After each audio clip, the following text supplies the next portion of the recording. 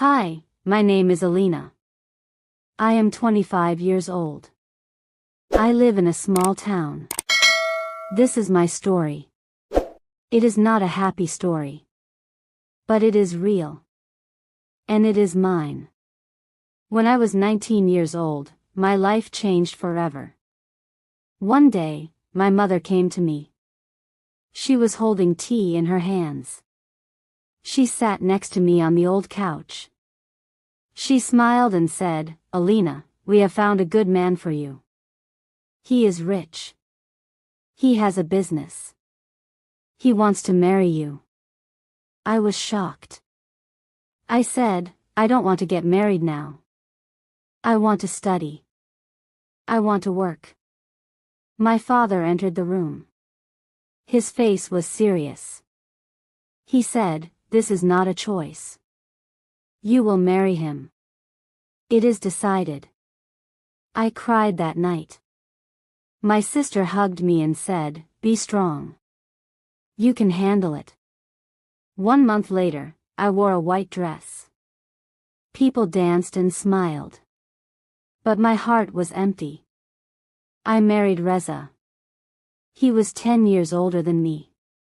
He didn't smile. He didn't talk to me much.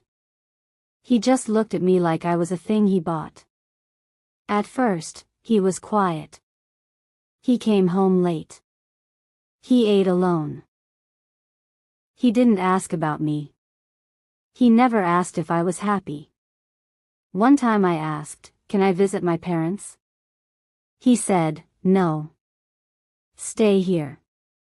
You are my wife now." Then, slowly, things became worse. He started to shout. He got angry over small things. If the food was cold, he shouted. If I looked tired, he shouted. And one day, he slapped me.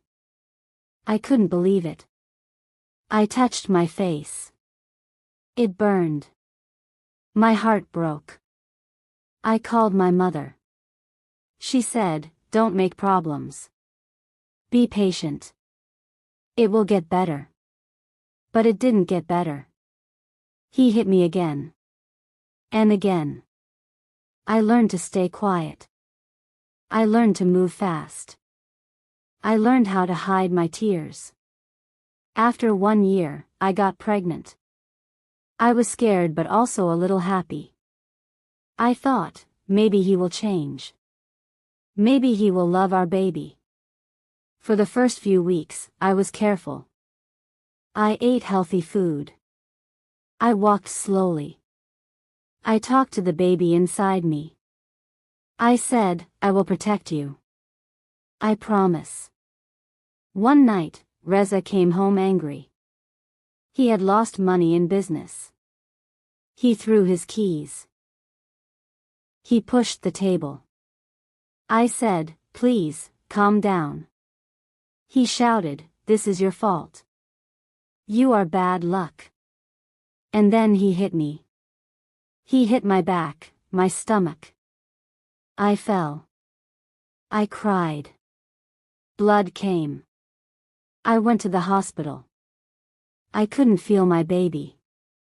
The doctor came and said, "I'm sorry. There is no heartbeat." I screamed. I held my belly and screamed. I lost my baby. After that day, I changed. Something inside me died. I didn't smile anymore. I didn't speak much. I stopped hoping. Reza was angry. "You killed the baby," he said. "You are useless." Months passed. I went to doctors. I wanted to try again. They said, "Your womb is damaged. It is hard now." Reza shouted, "You are not a real woman." I wanted to run. I wanted to leave. I said, "I want a divorce." He laughed. "You are mine. You cannot leave. No one will believe you." I talked to my parents. They said, "Try more." Don't break your home. I went to court. Reza lied. He said I had mental problems. The judge said, go back. Work on your marriage. I cried every night. I planned escape. I saved money secretly. I hid coins in my books. I talked to a woman at the clinic. She said, when you are ready, come to me. One night, Reza left for a trip. I packed fast. I ran. I met the woman. She helped me take a bus. I went to another city. Now, I live in a small room. I work in a sewing shop. I don't have much. But I have peace. I can sleep without fear. At night, I cook small meals. I listen to the radio. I read books. I study English. I want to speak better, to tell my story to the world. I still go to doctors. Maybe one day, I will be a mother. Maybe not. But I am alive. I am free. One day, I want to help other women. I want to start a small place, a safe place, for women like me. A place where they can cry, speak, and heal. I know I am not alone. Many women suffer. But I believe we can be strong. One evening, I was walking home from work. It was cold, and the sky was gray. I saw a woman sitting on the sidewalk. She was crying. She had bruises on her face. I sat beside her and gave her my scarf. She told me her name was Neda. Her husband was like Reza. I took her to my small room. I gave her tea. She cried and said, I have no place to go. I said, you can stay with me. Just for now. You are safe. We became friends. We both worked at the sewing shop. We talked about starting something bigger, a support group for women like us. We put small notes in women's bathrooms. We wrote, if you need help, come to this address. You are not alone. One woman came. Then another. Soon we were 6, then 10. We shared food, stories, and hope. We collected money together. We rented a bigger room. We called it the Yellow Room because the walls were painted yellow like sunlight. Women came there to heal. Some brought children. Some were silent. But little by little, they smiled again. We helped women see doctors. We helped them learn to read. We taught each other how to live without fear. One day, a reporter came. She heard about our yellow room. She listened to my story. It was hard to speak, but I did. Later, our story was in the newspaper. People read it. Some sent money. Some sent clothes. Some sent letters saying, thank you. You are brave. Reza saw it too. He found me. He came to the yellow room. He shouted at the door. He said I was his wife. He said I must come home. But this time, I was not alone. The women stood beside me. Neda called the police. Reza was taken away. Later, I went to court again. This time, I had support. I had proof. I had a voice.